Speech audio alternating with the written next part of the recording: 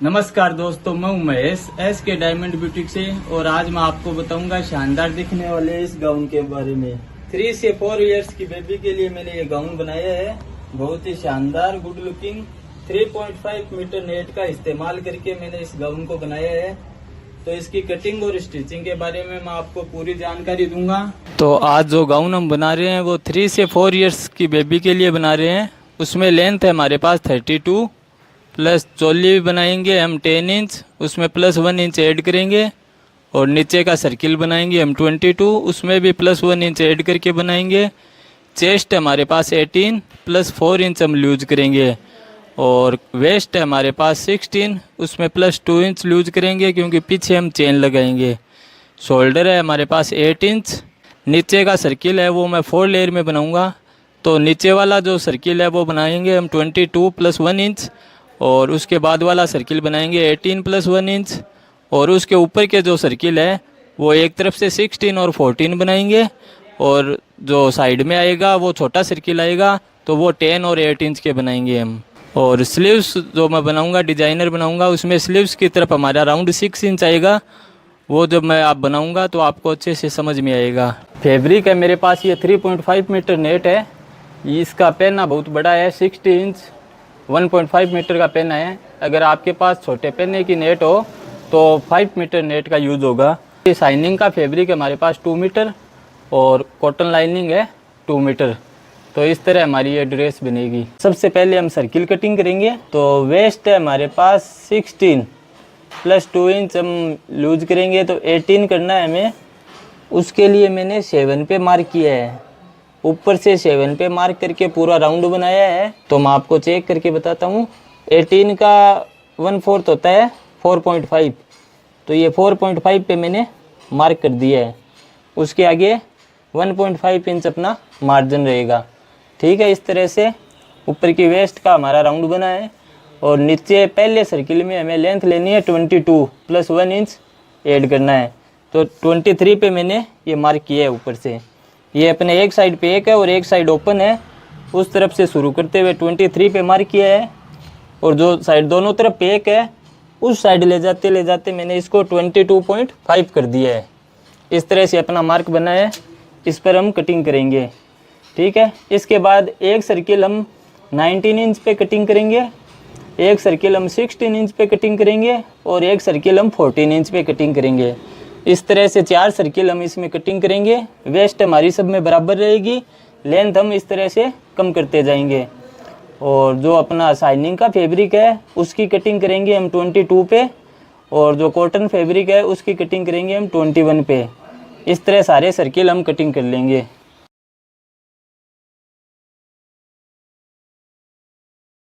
तो मैंने अपने चारों सर्किल कटिंग कर लिए हैं। एक 23 इंच का कटिंग किया था, एक 19 इंच का कटिंग किया था, एक 16 का और एक 14 का। ठीक है, तो इस तरह से 4 सर्किल जो कटिंग किए थे उसमें सबसे छोटा सर्किल है अपने वो 14 इंच का कटिंग किया था मैंने। उसमें हमें एक तरफ लेंथ रखनी है 14 और एक तरफ लेंथ रखनी है हमें 8 इंच। ठीक है, तो ये डबल फोल्ड में किया हुआ है। ये ओपन साइड है और ये पैकिंग साइड है। तो जो पैकिंग साइड है उस तरफ हम करेंगे 8 इंचज़ को। ठीक है, तो मैं 8 इंच पे मार्क करता हूँ और ये इसका अप्रोक्स सेंटर है। ठीक है, तो हमें इस सेंटर से इसको मिलाना है 8 इंच की तरफ। इस तरह से हम इस सर्किल को छोटा कर देंगे। आपको मार्क दिख रहा होगा।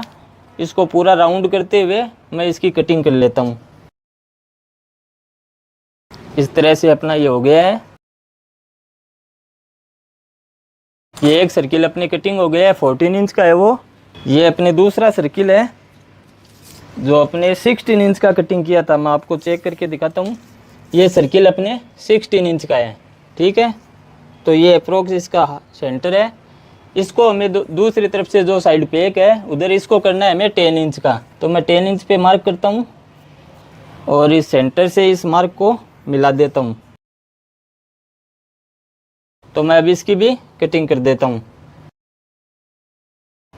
इस तरह से अपनी कटिंग हो गई है।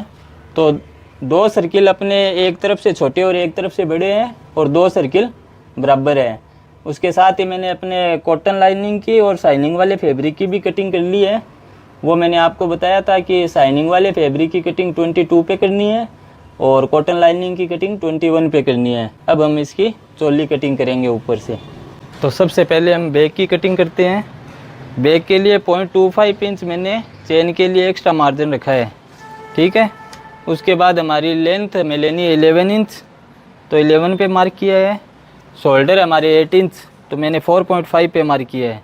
ये मार्क जब 4.5 पे किया है तो आर्म होल के लिए भी मार्क 4.5 पे किया है। और नेक का मार्क है मेरा 2 इंच, मैंने राउंड बना लिया है। दोनों तरफ से 2 इंच है क्योंकि छोटी बेबी का एक गाउन है अपने, तो दोनों मार्क 2 इंच की है, लंबाई और चौड़ाई, ठीक है। चेस्ट है अपना 22, तो 5.5 पे मार्क किया है। और वेस्ट है अपने 18, तो 4.5 पे मार्क किया है। और 1.5 इंच मार्जिन के लिए मार्क किया है। तो इस तरह हम अपने बैक की कटिंग करते हैं।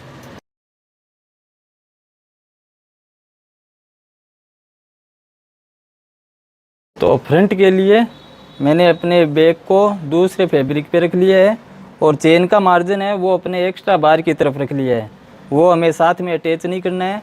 और अपने नेक का, शोल्डर का, आर्म होल का साइड मार्जिन और नीचे का सारा मार्जिन मैंने एडिट कर लिया है। अब मैं अपने बैक को हटा देता हूँ। तो बैक को हटाने के बाद फ्रंट में हमें जो चेंज करना है वो एक तो अपना नेक 2 की जगह हमें 2.5 इंच लेना है, ठीक है। तो वो हम नेक की डिज़ाइन बना देंगे, बिल्कुल राउंड नेक लूँगा मैं। और अपने आर्म होल का शेप देना है हमें थोड़ा सा, वो शेप मैं दे देता हूँ। बस यही कटिंग हमारे फ्रंट और बैक में डिफरेंस है। तो अब मैं फ्रंट की भी कटिंग कर लेता हूँ। तो अब हम अपने अम्ब्रेला सर्किल के अंदर बोन पट्टी लगाएंगे 1 इंच की। 4 सर्किल है हमारे, सभी में लगाएंगे, ठीक है। तो ये नीचे की तरफ अपनी सीधी साइड है और ऊपर इसकी अपोजिट साइड है। तो इसको पट्टी को रख के 1/2 इंच से थोड़ा कम अंदर की तरफ फोल्ड करके हम स्टिचिंग शुरू करेंगे, ठीक है। डबल स्टिच में अपने ये बोन पट्टी लगेगी।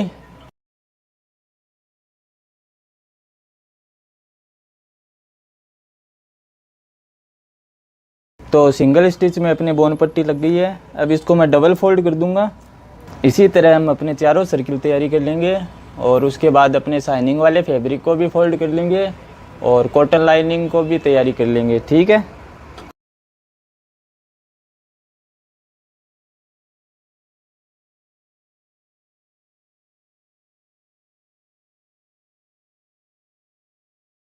तो ये हमने चोली की कटिंग की थी।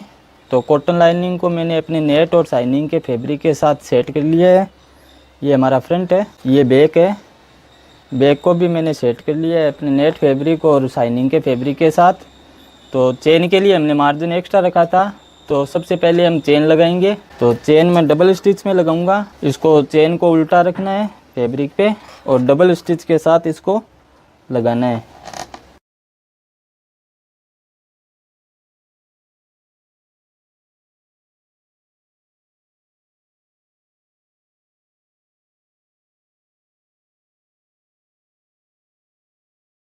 तो इस तरह से अपने दोनों तरफ चेन लग के तैयारी हो गई है। अब ये अपना फ्रंट है, ये भी मैंने सेट किया हुआ है। तो अब हम शोल्डर से जॉइंट कर लेंगे। उसके बाद नेक पे और आर्म होल के राउंड पे हम पाइपिंग लगाएंगे। तो पाइपिंग मैंने बना ली है और नेक पे लगा दी है, ठीक है। इसी तरह हमें शोल्डर पे लगानी है। तो पाइपिंग को शुरू करते हैं।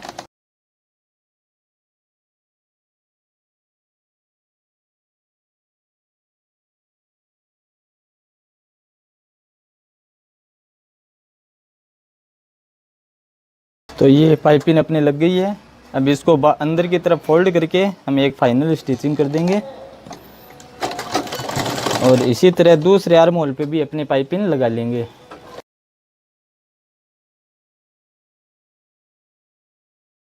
और मेरे पास ये फैब्रिक है, इसकी डबल में लेंथ मेरे पास 22 है और इसकी चौड़ाई 10 इंच है, ठीक है। ये डबल फोल्ड में है मेरे पास। तो और इस तरह के 2 फ्लेयर है, 1 और 2, ठीक है। चौड़ाई दोनों में बराबर है 10 इंच की अप्रोक्स और लंबाई 22 है, यानी हो गई। ये डबल में 22 है, तो एक 44 लंबाई का है और एक दूसरा 44 लंबाई का है। तो मैंने चोली पे यहाँ सेंटर पे मार्क किया है, 3 इंच नीचे बिल्कुल सेंटर पे, ठीक है। और ये अपने 2 फ्लेयर है, बिल्कुल बराबर हाफ करते हुए इनको इस तरह से हमें रखना है। ये दोनों फ्लेयर रखे हुए हैं। अब हमें एक फ्लेयर को दूसरे फ्लेयर के अंदर से ले लेना है और बराबर कर देना है, बिल्कुल इस तरह से हो गए है ये। तो आप इस पे चाहो तो यहाँ पे एक सर्किल बना सकते हो तो फ्लावर जैसा दिखे, और ऐसे भी रख सकते हो। मैं ऐसे ही रखूँगा और फिनिशिंग के साथ इसको यहाँ पर मैं हाथ से नीडल की सहायता से स्टिच करूँगा। और उसके बाद इसको अपने आर्म होल की तरफ लेते हुए बिल्कुल इनको पहले हमें सेट कर लेना है बिल्कुल, और नीडल की सहायता से यहाँ इस तरह से पक्का कर दूँगा, हाथ से ही करूँगा। फिर अपने 6 इंच का ये राउंड बनाते हुए ये हमें खुला छोड़ना है 6 इंच का राउंड, और अपने बैक की तरफ भी आर्म होल के पास इसको हाथ से स्टिच कर देना है। फिर जो एक्स्ट्रा फैब्रिक रहेगा उसको हम अपने जो चेन लगी हुई है चेन के पास अंदर फोल्ड करते हुए स्टिच कर देंगे। ये स्टिचिंग हम मशीन से भी कर सकते हैं, बाकी हाथ से करेंगे तो अपने फिनिशिंग रहेगी। और इसी तरह हमें इस साइड भी करना है। यहाँ पे हमें 6 इंच का राउंड बनाना है, खुला छोड़ना है और दोनों तरफ पक्का करते हुए इसको भी हमें बैक की साइड चेन के पास अंदर फोल्ड कर देना है। ये देखिए मैंने एक तरफ से कर लिया है। पहले यहाँ जैसे हमने फोल्ड किया था तो यहाँ पे नीडल की सहायता से मैंने इसको पक्का कर लिया है थोड़ा। फिर अपने यहाँ आर्म होल के पास इसको सेट करते हुए पक्का कर दिया है। फिर ये 6 इंच का राउंड मैंने छोड़ा है और यहाँ इस साइड भी अपने बैक साइड आर्म होल पे इसको पक्का कर दिया है। मैंने ये राउंड 6 इंच का लिया है। अगर आपके मेजरमेंट में ये राउंड स्लीव्स का 7 इंच आता है या 6.5 आता है तो आप ज़्यादा भी ले सकते हैं, कोई दिक्कत वाली बात नहीं है। ये देखिए अपने स्लीव्स है ये एक तरह से डिजाइनर, ये बन के तैयारी है। आपको शायद दिखे, मैं कोशिश करता हूँ। ये ऊपर से मैंने यहाँ पे हाथ से स्टिच किया है, फिर इनको बिल्कुल अच्छे से सेट किया है दोनों तरफ। थोड़ा बहुत इधर उधर हो तो हम हाथ से सेट कर सकते हैं। फिर ये 6 इंच का राउंड बनाते हुए मैंने स्लीव बनाई है। ये अपने 6 इंच का राउंड है और इसको मैंने चेन के पास मशीन से सेट किया है।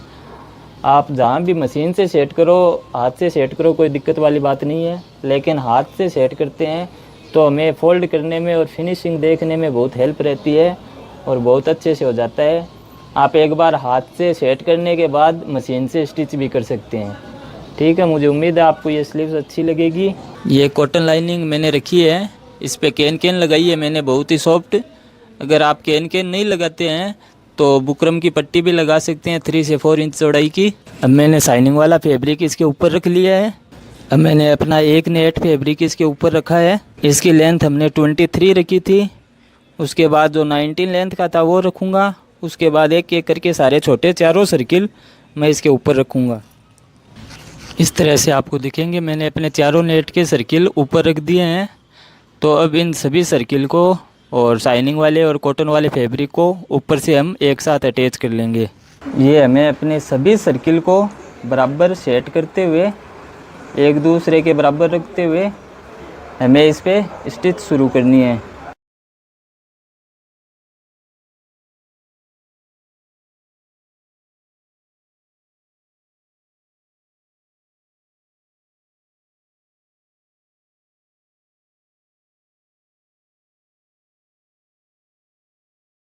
सभी फ्लेयर्स के साथ ऊपर से पक्का कर लिया है।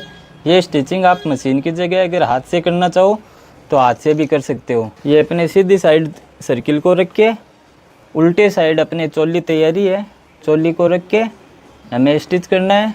फिर इस पे हम इंटरलॉक भी कर लेंगे।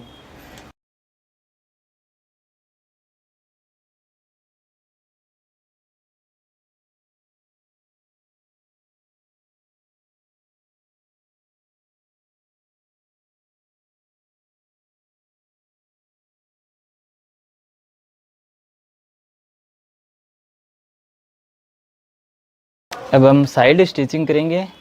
तो साइड स्टिचिंग के लिए जो मार्क किया हुआ है वो आपको दिख रहा होगा। तो हमें मार्क के अनुसार अपने साइड स्टिचिंग करनी है।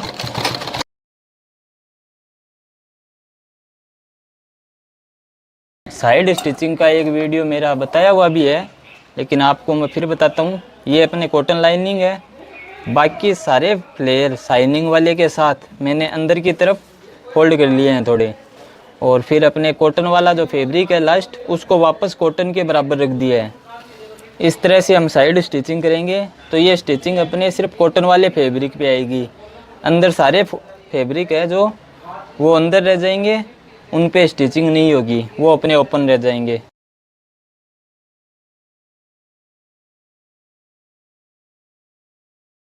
ये अपने कॉटन फैब्रिक को मैंने अलग कर दिया है, तो अब अपने सारे फैब्रिक आपको दिख रहे होंगे खुले हैं। तो अब हमें अपने शाइनिंग वाले फैब्रिक को बाहर की तरफ रखना है और बाकी सारे फैब्रिक को अंदर की तरफ फोल्ड कर देना है। ठीक है, इनको थोड़ा हमें सेट करते हुए अंदर रखना है। मैं आपको दिखाता हूँ, एक स्टिच में आपको दिखा देता हूँ, फिर बाकी की स्टिच आप इस तरह से कर लेना। अब देखिए, ये अपना शाइनिंग वाला फैब्रिक है बाहर की तरफ और नेट सारी हमारे अंदर की तरफ है, और लास्ट का जो शाइनिंग वाला फैब्रिक है इसको फिर हम बाहर की तरफ कर देते हैं और स्टिचिंग शुरू करते हैं। तो अपने कॉटन वाला फैब्रिक है उसको हमें बिल्कुल हटा देना है, स्टिचिंग उस पे साथ में नहीं आनी चाहिए। तो इस तरह हम स्टिचिंग शुरू करते हैं। तो अपने नेट वाले फैब्रिक सारे अंदर है और शाइनिंग वाला फैब्रिक फर्स्ट और लास्ट बाहर की तरफ है, तो हम उस पर स्टिचिंग करेंगे। तो अपने सिर्फ शाइनिंग वाले फैब्रिक पे स्टिचिंग आएगी।